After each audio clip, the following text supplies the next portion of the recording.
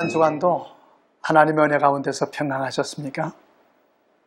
이 미국과 영국을 위시하여 이 몇 국가들의 연합으로 아랍권의 국가인 이락과 전쟁을 하고 있는데, 특별히 이 요한계시록에 예언된 아마겟돈에 대해 지대한 관심을 갖게 됩니다. 이 아마겟돈이란 계시록 16장에 기록된 이 7 재앙 가운데 일어나는 전쟁입니다. 그리고 계시록 11장 18절에 기록되기를 이방들이 분노하며 주의 진노가 임하리라고 했고, 계시록 14장 9절과 10절에 이 셋째 천사의 기별에서도 하나님의 진노가 임할 것을 경고했습니다. 그러면 어떻게 하나님의 진노가 임하는 것이 되겠습니까? 이는 계시록 15장 1절에 7 천사가 7 재앙을 가졌으니 곧 마지막 재앙이라 하나님의 진노가 이것으로 마치리라고 했고, 16장 1절에는 7 천사에게 하나님의 진노의 7 대접을 땅에 쏟으라는 명령이 주어지는 것을 보게 되는 것입니다. 그런데 7 재앙에 대한 예언과 이 계시록 8장과 9장의 7 나팔에 대한 예언에는 이 서로 같은 내용의 공통점이 있습니다. 계시록 8장 7절에 이 첫째 천사가 나팔을 부니 피 섞인 우박과 불이 나서 땅에 쏟아지매 땅의 3분의 1이 타서 사위고, 계시록 16장 2절 첫째가 가서 그 대접을 땅에 쏟음에 악하고 독한 헌대가 짐승의 표를 받은 사람들과 그 우상에게 경배하는 자들에게 나더라. 계시록 8장 8절에 둘째 천사가 나팔을 부니 불붙는 큰 산과 같은 것이 바다에 던지우매, 계시록 16장 3절 둘째가 그 대접을 바다에 쏟음에 바다가 곧 죽은 자의 피같이 되니 바다 가운데 모든 생물이 죽더라. 계시록 8장 10절에 셋째 천사가 나팔을 부니 햇불같이 타는 큰 별이 하늘에서 떨어져 강들의 3분의 1과 여러 물샘에 떨어지니, 계시록 16장 4절 셋째가 그 대접을 강과 물 근원에 쏟음에 피가 되더라. 계시록 8장 12절 넷째 천사가 나팔을 부니 해 3분의 1이 침을 받아, 계시록 16장 8절과 9절에 넷째가 그 대접을 해 쏟음에 해가 권세를 받아 불로 사람들을 태우니 사람들이 크게 태워진지라. 계시록 9장 1절과 2절 다섯째 천사가 나팔을 불매 해와 공기가 그 구멍의 연기로 인하여 어두워지며, 계시록 16장 10절 또 다섯째가 그 대접을 짐승의 보좌에 쏟으니 그 나라가 곧 어두워지며 사람들이 아파서 자기 혀를 깨물고, 계시록 9장 13절 14절 여섯째 천사가 나팔을 불매 큰 강 유브라데에 결박한 네 천사를 놓아주라 하며, 계시록 16장 12절 또 여섯째가 그 대접을 큰 강 유브라데에 쏟음에 강물이 말라서 동방에서 오는 왕들의 길이 예비되더라. 계시록 11장 15절과 19절 일곱째 천사가 나팔을 불매 또 번개와 음성들과 내성과 지진과 큰 우박이 있더라. 계시록 16장 17절 18절 20절 21절 일곱째가 그 대접을 공기 가운데 쏟음에 번개와 음성들과 내성이 있고 또 큰 지진이 있어 어찌 큰지 사람이 땅에 있어오므로 이같이 큰 지진이 없었더라. 7 천사가 이 나팔을 불므로 화가 임하게 되는 것과 7 천사가 대접을 쏟음으로 재앙이 임하게 되는 이 대상과 성격에는 서로 공통점들이 있는데, 그것들은 땅, 바다, 강과 물 거는 해, 어둠, 큰 강 유브라데, 그리고 번개, 음성, 뇌성, 지진, 우박 등인 것입니다. 그런데 7 나팔에서 첫째로부터 넷째까지의 나팔이 불게 되므로 당시 세계적 국가인 서로마 제국의 멸망을 예언하면서 이 3분의 1이라는 표현을 12번이나 언급했습니다. 이는 서로마 제국이 당시 세계 3분의 1에 해당되는 범위의 제국으로서 이 천사가 나팔을 불므로 임하는 심판의 화가 제한적으로 임하게 되었음을 알 수 있습니다. 그러나 계시록 8장 8절에 둘째 나팔이 불려짐으로 말미암아 이 바다의 3분의 1이 피가 되고 바다 가운데 생명 가진 피조물들의 3분의 1이 죽는다고 했는데, 이 계시록 16장 3절에서는 둘째 재앙이 임할 때에는 이 둘째가 그 대접을 바다에 쏟음에 바다가 죽은 자의 피같이 되니 바다 가운데 모든 생물이 죽더라고 했습니다. 그러므로 7 재앙의 대접이 하나씩 지상에 쏟아질 때 그것 하나하나가 전 세계적으로 임하는 것은 아니라 할지라도 이 7 재앙들이 전체적으로 인류와 자연 환경에 임하게 되어 이 종말론적 결과를 가져오게 될 것을 의미하는 것입니다. 그리고 7 재앙의 성격이 이 출애굽기 7장과 8장에 옛 이스라엘 백성들을 애굽에서 구원해 내실 때 이 애굽에 내렸던 재앙들과 매우 유사한 것들임을 알 수 있습니다. 그것은 하나님께서 이스라엘 백성을 구원해 내시려고 하셨을 때 이 애굽에 내린 재앙이 바로 하나님의 백성의 이 마지막 구원 직전에 이 세상에 내릴 더욱 무섭고 큰 규모의 형벌을 상징적으로 나타내는 것임을 알 수 있는 것입니다. 이 지나간 시대 동안에 이 세상에 일어났던 재앙들에는 이 하나님의 자비가 섞여 있었지만은, 그러나 이 마지막 7 재앙에는 자비가 섞이지 않는 하나님의 진노의 심판이 될 것입니다. 그런데 7 재앙이 전 세계적으로 온 인류에게 임하게 되는 것이기는 하지만은 특별히 재앙을 당할 대상에 대해 언급하고 있습니다. 그것은 계시록 16장 2절에 이 첫째로 짐승의 표를 받은 사람들과 그 우상에게 경배하는 자들이라고 했습니다.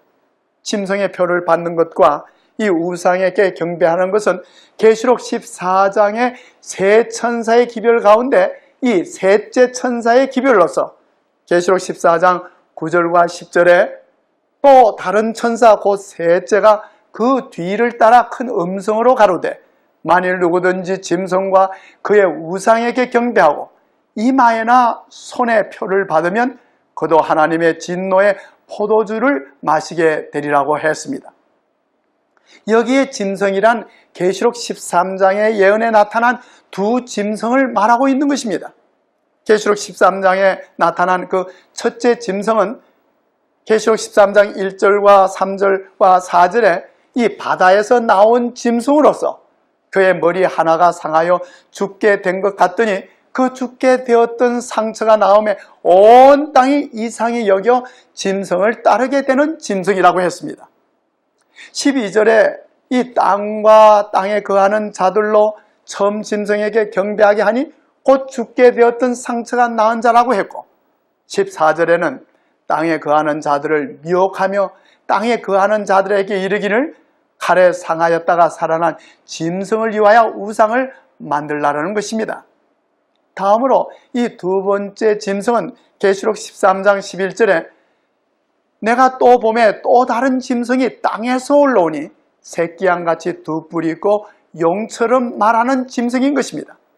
이는 땅에서 올라온 새끼양 같은 짐승으로 표상된 국가가 이 양의 특성을 버리고 용의 성격을 가지고 용과 같은 세력을 나타낼 것을 예언한 것입니다. 계시록 13장 14절과 15절에서는 이 국가가 칼에 상하였다가 살아난 짐승을 위해 우상을 만들 것이라고 했습니다. 이는 이 국가가 종교 자유를 억압하고 이 개신교의 기본 원칙을 포기함으로 짐승의 우상을 세울 것이고 백성들로 하여금 그 우상을 경배하게 하고 짐승의 표를 받게 할 것입니다. 이라야 국가적인 배도는 마침내 국가적인 파멸을 가져오게 될 것입니다. 그런데 계시록 16장 3절과 4절에 보면 둘째가 그 대접을 바다에 쏟음에 바다가 곧 죽은 자의 피같이 되고 셋째가 그 대접을 강과 물 근원에 쏟음에 피가 되더라는 것입니다. 5절과 6절에서 이 천사가 하나님을 향해 말하기를 거룩하신 이여 이렇게 심판하시니 의로우시도다. 저희가 성도들과 선지자들의 피를 흘렸으므로 저희로 피를 마시게 하신 것이 합당하다고 하였습니다. 그러면 그 누가 성도들의 피를 흘렸는가 하는 것입니다. 계시록 17장 5절과 6절에 그 이마에 이름이 기록되었으니 비밀이라 큰 바벨론이라 땅의 음녀들과 가증한 것들의 의미라 하였더라. 또 내가 보며 이 여자가 성도들의 피와 예수의 증인들의 피에 취했다고 했습니다. 이는 중세 로마교를 통해 일어난 이 핍박으로 수많은 성도들이 흘린 피를 말할 뿐만 아니라 그 같은 핍박의 정신을 가지고 행하는 모든 바벨론의 행사를 말하는 것입니다. 7 대접에 의한 재앙들이 이 처음 4 대접과 나중 3 대접으로 구분되어 있습니다. 처음 4 대접은 짐승의 권위에 굴복하여 짐승의 우상에게 경배하고 짐승의 표를 받은 자들에게 임하는 것이고, 5째 대접으로부터는 이 하나의 특성을 가지고 임하는 재앙들인 것입니다. 계시록 16장 10절에 5째가 그 대접을 짐승의 보좌에 쏟으니 곧 그 나라가 어두워지며라고 했습니다. 짐승의 보좌란 무엇을 말하는 것입니까? 계시록 13장 2절에 용이 자기의 능력과 보좌와 큰 권세를 그에게 주었더라고 했는데, 이는 사단의 세력과 영향을 받은 배도한 교권과 정치권의 보좌를 말하는 것입니다. 한편 성경에 보면 이 보좌에 대한 말이 요한계시록에서 가장 많이 나오게 됩니다. 특별히 하나님의 보좌와 그 보좌에 앉으신 이에 대해 많이 언급하고 있습니다. 그리고 이사야 시편 89편 14절과 97편 2절에 보면 주의 보좌의 기초는 의와 공의와 공평이라고 했으며, 이 마태복음 19장 28절과 25장 31절에서는 주의 보좌는 영광의 보좌라고 했습니다. 그런데 이 짐승의 보좌는 에베소 6장 12절의 말씀대로 어둠의 세상 주관자들이 앉은 암흑의 보좌이며, 불의와 불법의 통치로 말미암아 나라와 백성들에게 있어서는 이 영적 어둠의 재앙이 임하게 되는 것을 알 수 있습니다. 출애굽기 10장 21절로 23절에 보면 그 옛날 애굽에 임했던 흑암의 재앙은 이 3일 동안 애굽 온 땅에 있었던 자연의 이변이었고, 이 이스라엘 자손에 거하는 곳에는 광명이 있었던 것입니다.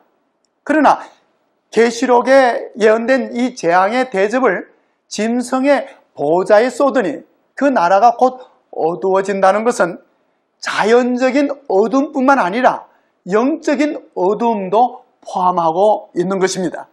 이 땅의 백성들에게는 마치 이사야 59장 9절과 10절의 말씀대로 공평이 우리에게서 멀고 의가 우리에게서 미치지 못한 적 우리가 빛을 바라나 어두움뿐이요 밝은 것을 바라나 캄캄한 가운데 행하게 된다는 말과 같은 것입니다. 계시록 16장 12절에서 이 6째가 그 대접을 큰 강 유브라데에 쏟음에 강물이 말라서 동방에서 오는 왕들의 길이 예비되더라는 것입니다. 유브라데 강은 오늘날 이락에 있는 강으로서 이락은 그 옛날 바벨론 제국이 통치하던 곳입니다. 실제로 유브라데 강물이 마르리라고 예언한 선지자 이사야는 이 유브라데 강물의 마름과 바벨론의 멸망을 관련지어 말했습니다. 이사야 41장 2절에 보면 동방에서 사람을 일으키겠다고 했는데, 이는 44장 28절과 45장 1절에 이 고레스 왕을 지칭한 것이고, 하나님께서는 그를 통해 바벨론을 멸망시킨 것을 알 수 있습니다. 이때 유브라데 강이 마를 것에 대해서 이사야 44장 27절에 예언하여 기품에 대하여는 이르기를 마르라, 내가 내 강물들을 마르게 하리라고 하셨습니다. 이 페르시아의 왕 고레스는 실제로 이사야 11장 15절에 예언된 방법대로 이 유브라데 강물의 상류에서 이 강을 갈라내어 마르게 했고, 고레스는 기원전 538년에 메데 파사의 연합군을 거느리고 이 바벨론을 침공하여 멸망시켰던 것입니다. 그런데 계시록의 6째 재앙과 관련하여 유브라데 강이 마른다고 했는데 이 계시록 17장 15절에 물은 백성과 무리와 열국과 방언들이라고 했습니다. 그리하여 유브라데스가 오늘날 미국과 이락의 전쟁이 일어나고 있는 곳으로 이곳에서 수많은 사람들이 죽게 되는 것을 말한다면 특히 이락의 백성들이 많이 죽게 될 것입니다. 왜냐하면 계시록 16장 12절로 14절에 보면 이 유브라데 강물이 마르는 것과 더불어 전쟁에 대한 예언이 언급되어 있기 때문입니다. 귀신의 영이 전쟁을 위하여 그들을 모으라고 했습니다. 사단은 전쟁을 좋아합니다. 왜냐하면 전쟁은 사람의 가장 악한 감정을 자극하며 이 전쟁의 희생자들을 죄악과 유혈 속으로 영원히 썰어버리기 때문입니다. 나라가 다른 나라들을 대적하여 싸우도록 자극하는 것이 곧 사단의 목적하는 것입니다. 그리고 계시록 이 8장 14절에 큰 강 유바라데에 결박한 네 천사를 놓아주라고 했고 이 네 천사가 놓였으니 사람의 3분의 1을 죽이기로 예비한 자들이라고는 말씀과 또 계시록 7장 1절에서 네 천사가 땅 네 모퉁이에 선 것을 보니 땅의 사방의 바람을 붙잡아 바람으로 하여금 불지 못하게 하더라는 말씀 가운데 바람은 전쟁과 투쟁의 바람으로 이 바람이 불게 되면 수많은 사람들이 죽게 되는 것을 말씀하신 것입니다. 하나님의 천사들이 이 인간의 감정의 거센 바람을 막아주지 않는다면 전쟁과 각종 투쟁의 요소들이 쏟아져 나오게 되는 것입니다. 그리하여 지금도 세계는 이 반전 시위로 전쟁의 바람을 막으려고 하는 것을 볼 수가 있는 것입니다.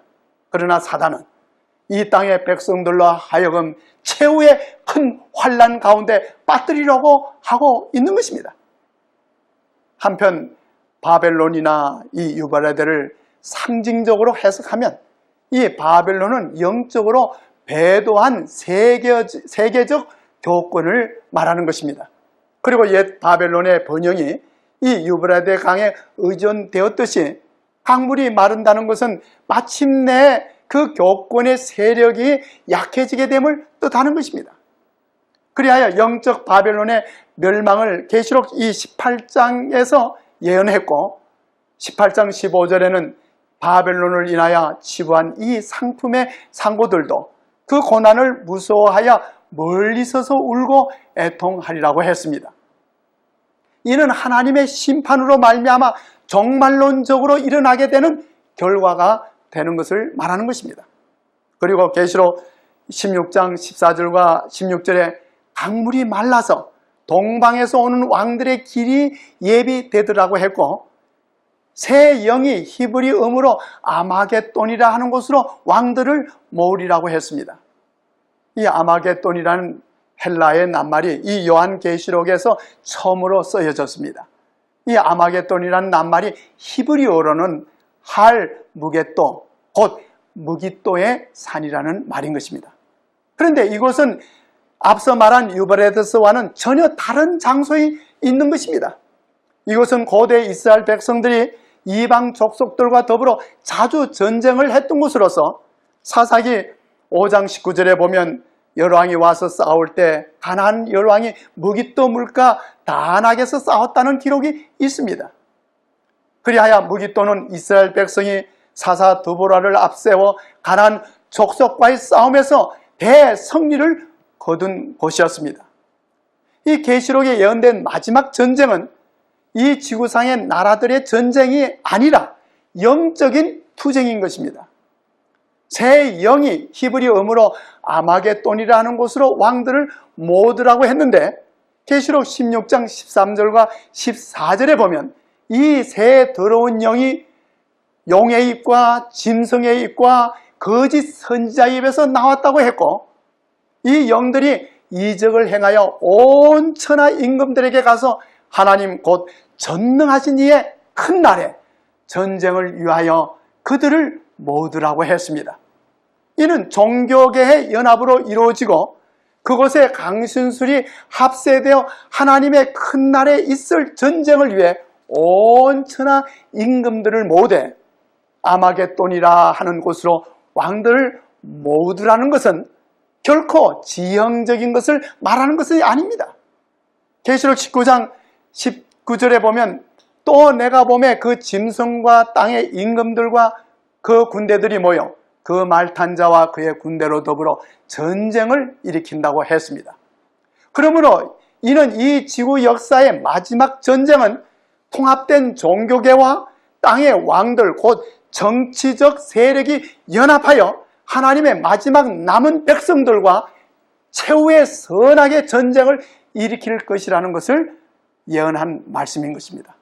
그리고 아마겟돈이라는 의미가 이 살육의 산 또는 파멸의 산이라는 뜻도 있습니다. 계시록 16장 17절로 21절에 보면 마침내 일곱째 천사가 그 대접을 부을 때에 하늘에서 소리가 들려 이르기를 다 되었다는 음성이 들리면서 번개와 음성들과 내성이 있고 또 큰 지진이 있어 어찌 큰지 사람이 땅에 있어오므로 이같이 큰 지진이 없다고 했습니다. 이는 하나님의 맹렬한 진노로서 각 섬도 없어지고 산악도 간데 없더라. 또 중수가 한 달란트 100파운드나 되는 큰 우박이 하늘로부터 사람들에게 내릴 것이라고 했습니다. 이는 참으로 두려운 때가 아닐 수 없습니다. 선악간의 최후의 큰 투쟁인 이 아마겟돈 전쟁은 곧 일어나게 될 것입니다. 이 세상은 최후의 투쟁이 일어나게 될 전장이 될 것입니다. 그러나 하나님의 백성에게는 최후의 승리와 구원의 현장이 될 것입니다. 계시록 17장 14절의 말씀대로 저희가 어린 양으로 더불어 싸우려니와 어린 양은 만주의 주여 만왕의 왕이심으로 저희를 이기실 것이다. 우리 모두가 이 만주의 주시여 만왕의 왕이신 그리스도께 속해서 주께서 승리하실 바로 이 선악의 최후의 큰 투쟁인 아마겟돈 전쟁에서 승리하는 성도의 무리에 속하게 되기를 간절히 바라는 것입니다. 예수님께서는 계시록 22장 7과 10절에 보라 내가 속히 오리니 이 책의 예언의 말씀을 지키는 자가 복이 있으리라. 이 책의 예언의 말씀을 임동하지 말라고 하셨습니다. 오늘날 주님의 오실 때가 심히 임박한 이때 하나님의 거룩한 이 예언의 말씀 바로 요한계시록과 다니엘서에 있는 말씀들을 연구하시므로 주님의 오신 날을 준비하고 최후의 승리하는 이 성도의 무리에 속하게 되기를 진심으로 주님의 이름으로 기도드립니다.